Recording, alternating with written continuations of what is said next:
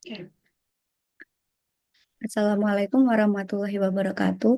Perkenalkan, nama saya Nezala Aurariana dengan NIM A12.2024.07174. Saya Putri Giska Dwi Rahmawati, NIM A12.2024.07172.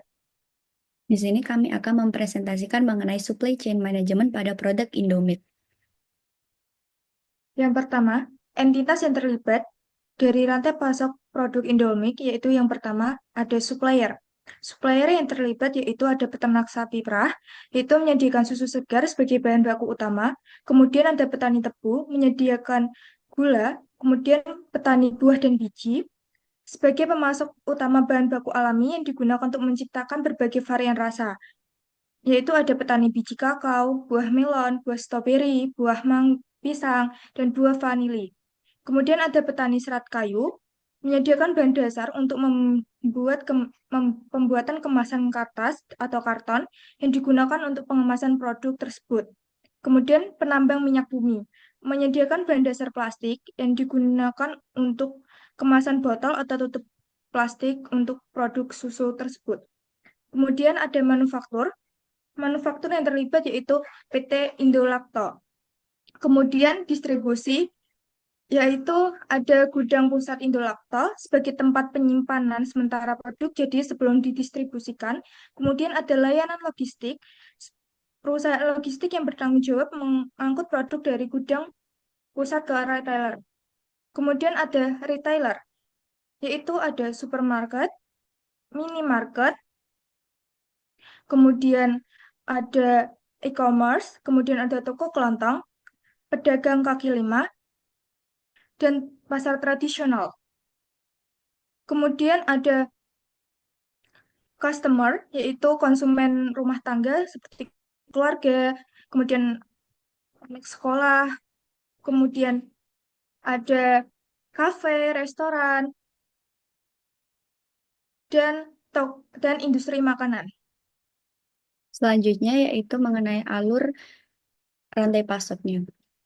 Di sini yang pertama akan dimulai dari supplier, yaitu ada peternak sapi perah. Peternak sapi perah akan memerah susu segar yang menjadi bahan baku utama untuk produk susu Indomie. Selanjutnya ada petani tebu. Petani tebu menanam dan memanen tebu untuk menghasilkan gula yang digunakan dalam pembuatan produk susu. Selanjutnya yaitu ada petani buah dan biji. Petani buah dan biji akan menanam dan memanen buah dan biji yang digunakan untuk menciptakan rasa alami dalam produk susu seperti coklat, stroberi, melon, pisang, dan vanili. Di sini untuk menghasilkan berbagai varian rasa itu, maka ada petani buah melon, petani buah pisang, petani buah stroberi, petani buah vanili, dan juga petani biji kakao. Selanjutnya yaitu ada petani serat kayu. Petani menghasilkan serat kayu yang digunakan untuk membuat kemasan produk susu seperti karton atau kertas. Dan yang terakhir yaitu ada penambang minyak bumi. Penambang minyak bumi akan mengekstraksi minyak bumi yang digunakan untuk memproduksi plastik. Selanjutnya produk bahan baku yang telah dihasilkan oleh para supplier akan didistribusikan ke pihak manufaktur. Pihak manufakturnya sendiri di sini ada PT Indolakto. PT Indolakto akan menerima bahan baku dari pemasok seperti susu segar, gula, perisa alami, dan bahan kemasan dan melakukan beberapa proses produksi. Setelah melalui proses produksi, produk susu seperti susu UHT, susu bubuk, dan susu kental manis akan disimpan di gudang pusat untuk didistribusikan. Dari produk yang telah diproduksi oleh PT Indolakto akan dikirimkan ke pihak distribusi. Di sini pihak distribusinya ada gudang pusat Indolakto dan juga layanan logistik. Produk susu yang telah diproduksi akan disimpan sementara di gudang pusat untuk memudahkan distribusi. Kemudian gudang pusat akan menyiapkan produk untuk didistribusikan ke retailer dan pengecer melalui layanan logistik. Perusahaan logistik di sini bertanggung jawab untuk mengangkut produk dari gudang pusat ke berbagai retailer dan pengecer. Produk susu kemudian didistribusikan menggunakan kendaraan khusus yang menjaga kualitas produk, terutama untuk produk yang membutuhkan suhu tertentu, misalnya seperti produk susu UHT dan juga produk beku. Setelah itu, produk akan dikirimkan kepada retailer seperti supermarket, minimarket, toko kelontong, pedagang kaki lima, dan pasar tradisional. Mereka akan menerima produk susu dalam berbagai ukuran kemasan dan varian, kemudian akan menjualnya di toko fisik mereka.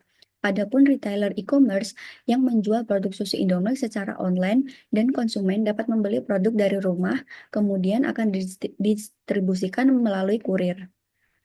Nah, di sini para konsumen dapat membeli produk susu dari supermarket, minimarket, toko kelontong, pedagang kaki lima, pasar tradisional, maupun e-commerce dalam jumlah besar maupun kecil.